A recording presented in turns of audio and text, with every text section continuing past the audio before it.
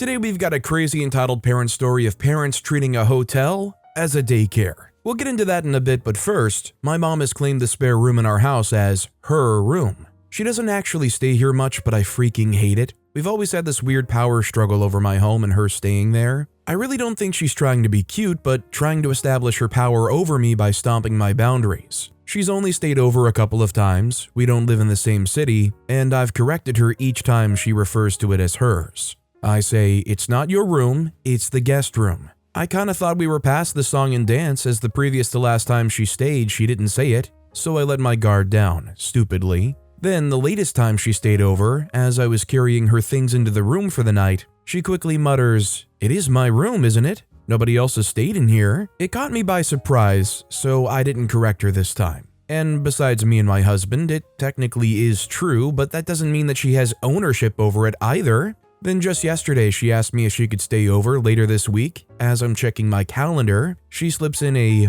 "my room" phrase, so I corrected her. "It's not your room, it's the guest room." To which she stuck out her bottom lip in a pout and whines, "It is my room." I start to repeat myself and she just talked over me before I could finish about, "Did you know where your roaster is? The one that I got you for blah blah blah?" Yes, I do know where that roaster is, it's in the closet of the guest room. So now I interrupt her and demand, "Why were you in that closet?" And she proudly boasts, "I was snooping."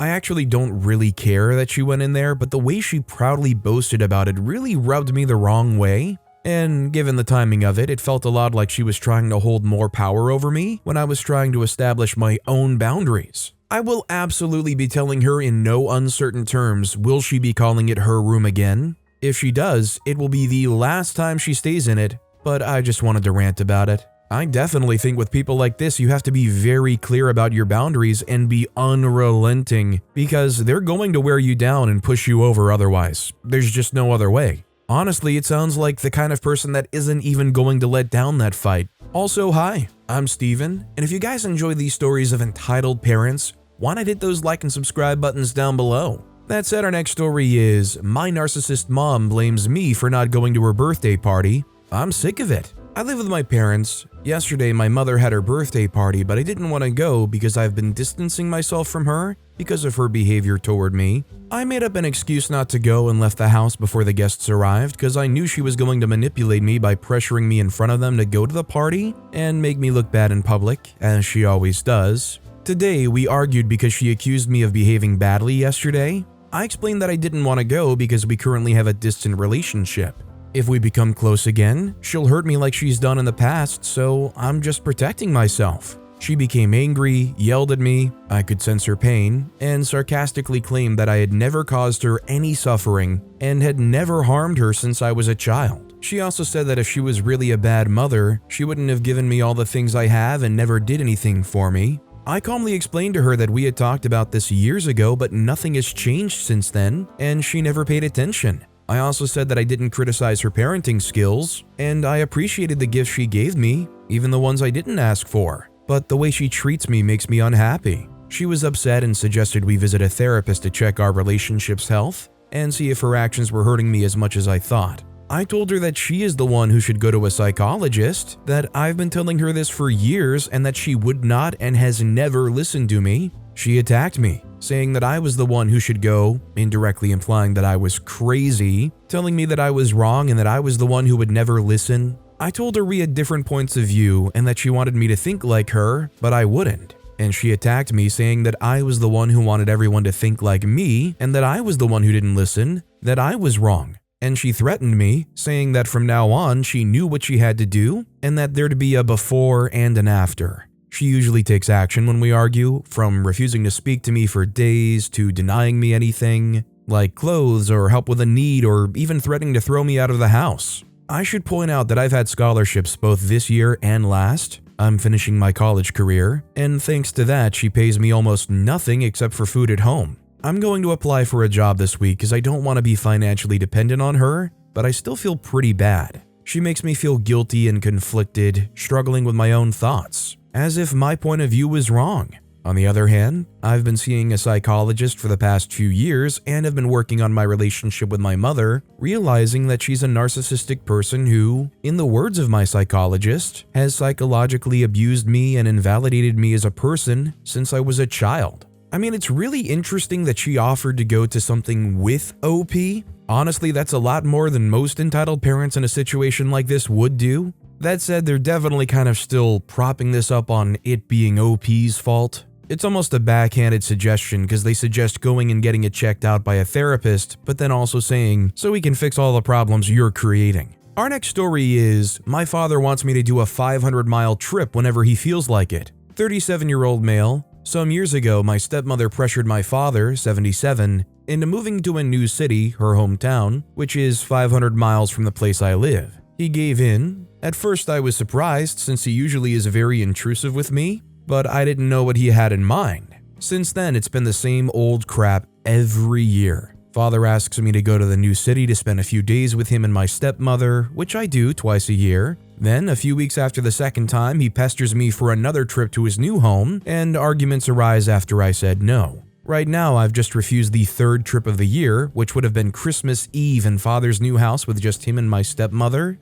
I'm running out of patience and considering doing only one trip a year, if not zero, but I'm a bit worried as to what my father will do next since he's very manipulative. In OP's situation, I completely understand where they're coming from. I'm somebody who's honestly the most comfortable being at home. The idea of doing multiple 500-mile trips throughout the year, especially at somebody else's whim, not something that would ever fly with me, and I think most people would be probably kind of burnt out after having to go through that a time or two. Like, going once a year is, I think, adequate enough. Our next story is baby shower, drama over alcohol. Hi everyone, any and all advice is much appreciated. My mom, myself, my sister-in-law's mom, and sister-in-law's best friend are planning a baby shower for my brother and sister-in-law. My husband and I live in an HOA private community with a clubhouse. Our son's bris and his first birthday party took place at the clubhouse and was lovely. My mom and I thought it would be perfect for the baby shower. Sister-in-law's mom and best friend agreed. My husband and I were about to hand over the $300 security deposit, separate rental fee, and a copy of our homeowner's insurance policy per rental agreement requirements. My sister-in-law's mom read their agreement and paused when she came to the rule of 0 alcohol allowed on the clubhouse property. This is the only rule typed in bold in all caps. She asked me if she could bring it anyway. I said no, as it's a huge liability. Sister-in-law's family are massive drinkers. Example, my bro and sister-in-law's wedding and celebration took place on a weekend with 26 people total at a destination Airbnb. Sister-in-law's parents brought 12 fifths of vodka, 750 milliliter bottles, and 12 handles of vodka, 1.75 liters, bottles for the weekend. My husband helped my sister-in-law's parents pack their car when it was time for everyone to check out, and the only liquor remaining was 3 750 milliliter bottles and one 1.75 liter bottle. This is not judgment towards them, just trying to paint the picture for everyone. They have cameras inside and outside of the clubhouse. Violating any of these rules can result in a lien being put onto our home. And what if someone drives home from the shower drunk and the unthinkable occurs? My husband and I will be liable since we are the ones whose signature goes on the rental agreement. We have other facility options, but the cost would be significantly higher, $5,000 to $8,000 at a private party room in a restaurant, of which my sister-in-law's mother cannot afford even half. My parents could pay for all of the cost, but are not willing to shell out an additional several thousand grand just so alcohol is served. In the last 48 hours, sister-in-law's mom has asked me, my jaw dropped with number 3, can we sneak the vodka in big water bottle containers? My answer, no. Can I sneak it in a cooler? Again, no. Can you ask the management company and HOA president if they can make an exception for this event and cross out the alcohol rule? She then told me, it doesn't hurt to ask. My husband and I have lived here for 10 years and have a child. How should I respond? Your help and guidance is much appreciated. The response I sent, that question will hurt to ask. Asking the HOA to make that exception is worse than sneaking it in. The clubhouse, pool, and playground are owned by the village of so-and-so. A portion of our HOA fee covers these private amenities exclusive to residents of the neighborhood. Every homeowner in our neighborhood pays a monthly HOA fee, as obligated by law. The management company can put a lien on my house for any type of violation. My husband and I would have to go to court to have the lien removed, and a house with any type of lien cannot go on the market until the courts and HOA agree to a resolution. A lien gives a percentage of the home ownership to the HOA. We have full 100% household ownership rights, and risking that is not up for discussion. I hope you understand. The shower is no longer taking place at the clubhouse. Where will it be? That's sister-in-law's mom's problem. I mean, I think if anything, Opie was trying to make sure that they were going to have a memorable experience, one where everybody goes home and actually remembers the event.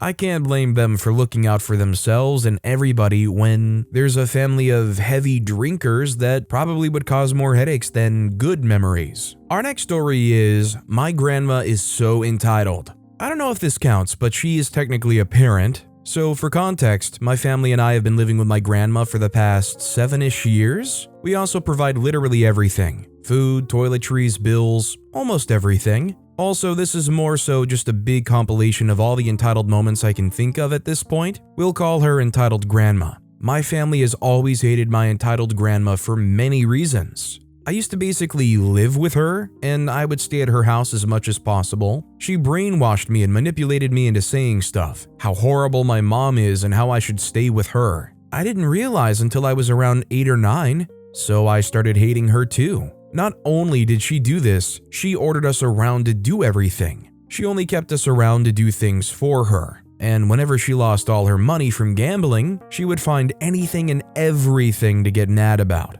She would yell and scream and throw all our stuff on the ground and make us pick it up again. She would also randomly throw away our stuff, and I remember vividly having to go through our entire trash on multiple occasions to retrieve most of our stuff. She did this, and then when we obviously didn't want anything to do with her, she would buy us something, usually candy. As an impressionable kid, candy was an apology. She would also go in both my parents' and our rooms and rearrange everything and clean things up to her own liking without anyone's permission. She would also find things and take them. She also always says, "Fine then, you move out," or something of the sort. We've tried moving out or telling her that we are, and she has a whole mental breakdown saying we can't. Sadly, we do not have the funds to move. We barely can live paycheck to paycheck. She will have the audacity to tell us to move, knowing full well that she can't provide for herself. She lives off Social Security. Whenever my grandpa and her lived together, she would leave food she made on the stove for days at a time and just eat from that.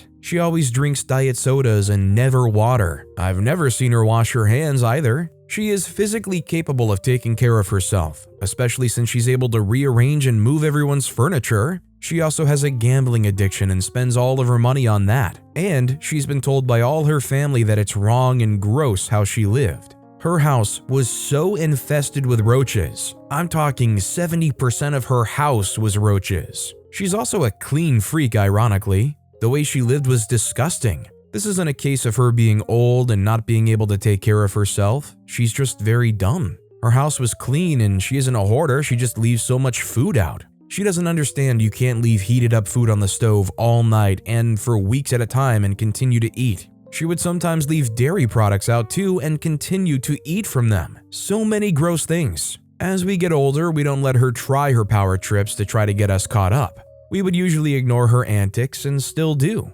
Many times she'll try to talk to me and I'll ignore her and she'll ask some stupid, non-important questions and we'll ignore her and she'll scream at me and run off. Now that me and my brother are older, she's doing the same exact things to my younger siblings. They are the same age gap as my brother and I, so it's very disheartening to see. She expects everyone to like her and serve her even though she's an awful person to everyone. She also holds my sister on a pedestal like she can't do any wrong. If my sister does something clearly wrong, my grandma will either say something like, "Yeah, and you do it too," or "She's just a kid." She won't acknowledge her wrongdoings and will shift blame to anyone else. My sister is a spoiled brat because of my entitled grandma. My mom has done so much to stop my entitled grandma many times, there are screaming battles. She'll also go behind my mom's back once she tells my siblings they can't do or have something and let them. She tells my siblings that when my mom's not home, her rules don't apply. It's hard because my mom and I cannot watch my siblings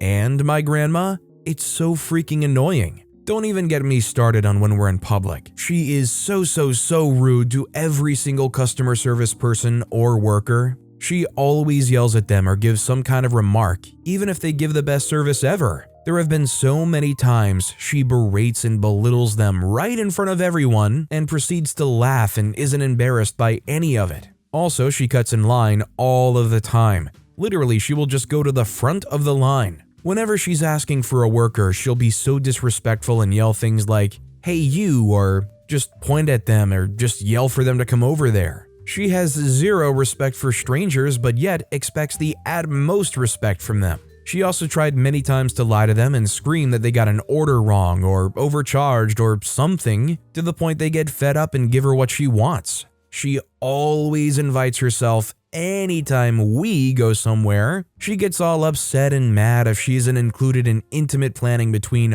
us as family. When she does go anywhere with us, she'll literally not only be a rude bench to everyone, she'll start being mean to us too whenever she's ready to go. She'll literally straight tell my mom in a tone how that she doesn't want to be here and that she's ready to go. Usually we're doing something for the kids. Oh yeah, this is a more specific situation, but it was so crazy to me. My mom made spaghetti for dinner. It's easy and the kids like it. My grandma had the audacity to go to the kitchen, huff and puff, and proceed to tell my mom something along the lines of, "You know I don't like spaghetti, why do you keep making it?" She was so mad at the fact my mom made dinner. This wasn't a special night, it was a regular day. Everyone but her liked spaghetti. My mom blew up at her and she just ran to her room in a huff. When she goes out, she has keys to the house. Well, 2 keys, matter of fact. Yet she proceeds to ring and jiggle the door handle a crazy amount. She doesn't wait for anyone to answer, she'll continuously ring and knock. I remember one time it was only me and my sister there and we were asleep, and I woke up to the doorbell being rung probably 100 times. I was so ticked I didn't even open the door. Of course, she had the keys and finally let herself in. There is most definitely many more instances of her entitlement, but I cannot list them all on one post. I am baffled that me, an 18-year-old, is more aware of how awful she is and treats everyone versus how aware a 70-year-old woman is. How does one deal with this? She is literally an energy vampire. I think at 70 years old, they are well aware of who they are and how they are to other people. It's just, they've gotten that long and they do not care anymore. They are going to zap and feed off of your energy for at least another 20-25 years. You best believe somebody that's grouchy and willing to get up and move around furniture like that at 70 years old, they're going to go out in their late 90s kicking and screaming, and it's going to be all your fault.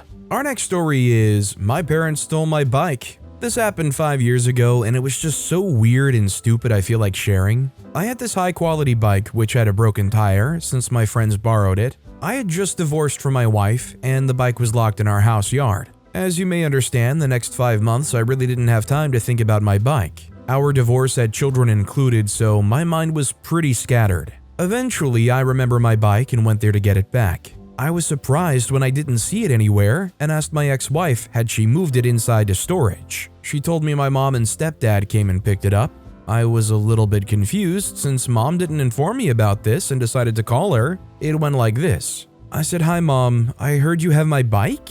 She said, "Hi, yes, we picked it up and stepdad is gonna fix it for himself." I said, "Wait, what? It's my bike and I would like to have it back." She said, "Yes, but it has a broken tire and you didn't use it, so stepdad decided to do you a favor and fix it." I said, "So when can I pick it up?" She replied, "Oh, he's gonna fix it for himself." I said, "But it's my bike and you took it without my permission." She replied, "But we bought it for you and you didn't use it and the tire was broken." I said, "But you don't even have the key and can't even change the tire without it." She said, "Don't worry, your stepdad hacksawed the bike lock off." Facepalm. For your information, yes, they bought that bike for me as a gift when I was 16 years old and I was 32 at that point. So it had been my bike for 16 years. For the next 3 weeks, we went back and forth how it's my bike and I want it back. Eventually, I had to say to my mom that they had stolen my bike. It took a little while to make her understand that. Finally, they gave my bike back to me. Now, 3 years later, I'm going to stay the night at my parents' since I have a medical exam early in the city they live. I'll probably leave before they wake up. so I should take the keys of their Mercedes-Benz and probably their car. You know, since it just sits in the parking lot and they're not using it at that moment. But OP, it's not the same. It's our car and it was just your bike that you didn't use. The saddest thing is them coming and stealing it from OP during one of the lowest points in OP's life, surely. I mean, they're struggling with a divorce and they just come swoop by and go, oop, look, they're not using it, let's go. Our next story is, my mom doesn't believe me when I feel sick because of certain foods. Buckle up, folks. So you've probably read the title, and I'm sure this is something that lots of people here can relate to, but I'm posting anyway just to make sure that I'm not in the wrong here. Is it okay for parents to feed their children food that gives them nausea? I've always wondered if that was the case, because I'm quite the picky eater, as some would say. I've always hated that term. The reason being that people immediately will think you're being a brat, fussy, or childish. My mom thinks the same way and doesn't believe that when I say I don't quite enjoy something, it's not because it's just not my favorite dish, it's because I feel physically ill and get nausea once eating it. She doesn't understand when I tell her this, and she takes it as a personal insult. Whenever I ask her if I can please just skip dinner this one time so I don't have to feel sick for the rest of the evening, and so that I don't waste the food, she always forces me to eat food that makes me sick. And yeah, funnily enough, it makes me sick, and boom, she gets mad at me and blames me for being a dramatic liar. Why in the heck would I pretend to not like certain foods? People give you crap constantly for being a picky eater. Why would I willingly want that for myself? I don't make a big deal out of it or anything. I don't ask people to eat differently or scoff at other people's food, so why is it okay the other way around? The reason why I'm ranting here now is because I've just finished dinner and I'm feeling, guess what? I feel like crap again. Is there something I can do for her to understand? I feel like I've tried every method under the sun. It's frustrating and I'm tired of feeling nausea almost every dang day. I'm definitely willing to bet OP has some kind of allergy or maybe even a condition, but regardless, it's something that OP really should see a doctor about and try to get it fully understood. Honestly, if anything, you should try to make a bet with your parents and say, you know what, if I go to a doctor and I find out it's actually nothing and it's all in my head, you can have bragging rights and I'll try to power through it. Chances are the doctors are most likely going to find you have some kind of sensitivity to some kind of foods, or maybe even something greater like some kind of celiacs or something. Our next story is, entitled Father Gives Me COVID, Blames Me for Not Wearing Mask at Work. I'm so unimpressed it's not funny. I'm 27 and still live at home, go figure, with my parents both in their early 60s, and my mother comes home from work with COVID. It's fine, we tested. I was able to continue to go to work without hassle as I have my own tiny house on their land, but I still come inside every day to do things. She stayed away from me, sanitized everything she touched or accidentally coughed on.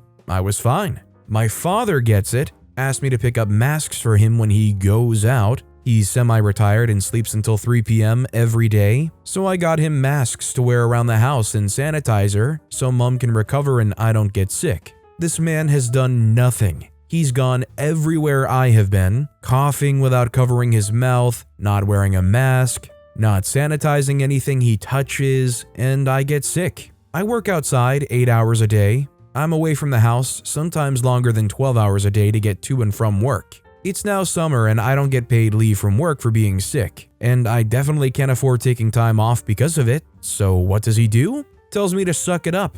I've been working my whole life. You don't get to tell me off in my house. I've been generous with you and you tell me off. You should be wearing a mask everywhere you go. Someone from your work probably gave it to you. Word for word what he said, minus some very obvious threats about harming me. It's going to be low to high 30s all week, 80 degrees for my non-metric friends, and I'll be in a paper mask, hopefully not passing out and falling in broken glass or something like that at work. My question is, why is OP still going to work? Even if they work a job where they're completely separated from contact with anyone else, are they really in the condition to work when they have COVID and they're worried about passing out? This next story is, Dear sports parents, hotels are not daycares. Parent your children. Let me start this out by saying that hotel staff dread kids' sports teams. Whether it's kids ding-dong ditching other guests, drunk parents messing up the lobby, or generally disturbing other guests, kids' sports are dreadful affairs. Kids are there to have fun. Parents are there to live vicariously through their children. Over my 6 years working in this industry, I've got my fair share of stories to tell. but one sticks out like a sore thumb. A bit over a year ago, I found myself calling the police to have a team, possibly drunk, middle school girls and their absolutely plastered parents removed from my hotel. I've worked the graveyard shift at a smallish hotel for the last 4 years. I love it. It's a do whatever you want as long as you get your job done job. I essentially get paid to sit on my butt playing video games most of the night. During my shift, I'm the only staff member on the premises. While I'm good in a crisis, I'm not an imposing figure. I'm barely over 5'1", fat, pale as a sheet, baby-faced 26-year-old woman. My hotel has a 2 strikes you're out policy when it comes to noise complaints. Doesn't matter who you are or what you're doing. I've kicked out guests for freaking too loudly. If we get 2 noise complaints about you, you're out. If you refuse to leave, I will call the police to remove you. We also have a 10 p.m. curfew for children. They can't be outside of their room without a parent. On the night in question, we were hosting several middle school girls' hockey teams for a tournament. While most of the kids were in bed, there was a group of girls who were wandering the first floor lobby area. When I told them they needed to be in their rooms, they pointed to a group of adults drinking in the lobby and said that they were their parents. I went back to my work and thought nothing of it. A little while later, I was on my way to deliver something to a guest when the girls joined me in the elevator chatting loudly. When I warned them about our noise complaint policy, they just laughed at me. I knew I would be kicking them out when I saw one of them waving to the security camera while I was in the back office. A little while and one noise complaint after that, the girls walked through the lobby with one of their dads and I warn him that I'd have to kick them out if I get another noise complaint. He laughs. Their parents in the lobby tell me they have no idea who those girls were. One of them comments that he thinks the girls might be drunk. Bear in mind, these girls are only 12 to 13 years old. I've done housekeeping. Parents have no problem with leaving booze out in the room they're sharing with their kids. Not long after comes the death knell, the second noise complaint. I grab my phone and head up, get to the room and it's just the 6 girls and no parents. I tell the girls I need them to take me to their parents because I'm kicking them out. One of them calls their mom and tells her we're kicking them out. I've dialed 911 and I'm on the phone with an operator who tells me to walk away from the situation. I go to the elevator, trying to no avail to get one of the girls to come with me and take me to her parents. I should note that there are 6 girls and 6 parents. Moms will be referred to as entitled mothers 1 to 3, and dads will be entitled dads 1 to 3. One of the moms walk up to me while I'm headed to the elevator. Entitled Mom 1 says, "I can see you're having some issues right now, you just need to calm down." I said, "No, your families need to leave." She continues to try and comfort me about my personal issues on the elevator ride down. I get off the elevator and find myself backed against a wall by 6 drunk, angry parents. Entitled Mom 2 said, "My daughter said you put your hands on her and she has video." Entitled Dad 1 adds, "We're paying X amount of money to stay here." Entitled Mom 3 says, "Look, I can tell you're young and I'm much older than you." The Entitled Dad 2 says, "I want to talk to your manager." I said, "I am the manager." Slight fib, but I am the most senior person on staff at the moment. All the parents continue like NPCs with only 3 dialogue options each. Now that one of them thinks I put my hands on her child, I'm scared crapless I'll get hurt if I make a wrong move. I eventually manage to slide along the wall and have a clear path to the front desk, bolt to the back office, lock the door, and wait for the cops to arrive. 2 officers arrive. One comes to the back office and I give him a rundown of the night. The other officer goes to talk to the parents, and Entitled Mom 3 does most of the talking. Officer has the patience of a god-dang saint. After an hour of talking and a few uncalled for snide comments from me, cops head out. I tell them my manager will get the security cam footage for them. Parents and kids grab luggage trolleys and bring their stuff down. Parents have a 9-hour drive ahead of them. One of them broke the mini fridge in the room. Standard charge of $250 for that. One of the most infuriating comments that kept popping up throughout this whole ordeal was, "I'm paying X amount of money to stay here." Everyone's paying to stay here. All 100 plus guests in this building are paying to stay here. Paying for a hotel room does not entitle you to stay at that hotel. Entitled Mother 3 calls the next day. She says she'll call the police on me. I tell her to go ahead. I've broken no laws. She says she knew that I was going to charge her for damages, not realizing that she's basically confessed to breaking the fridge. She says I've traumatized the girls. Who will the jury have sympathy for? Yada yada. Eventually gives up and hangs up.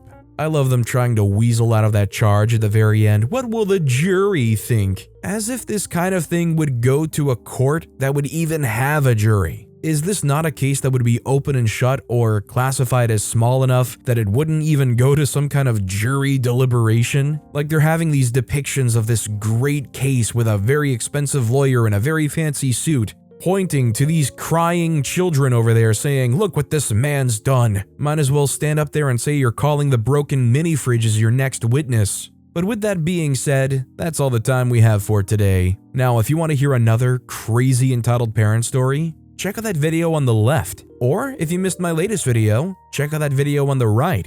That said, I'll see you all next time with some more stories.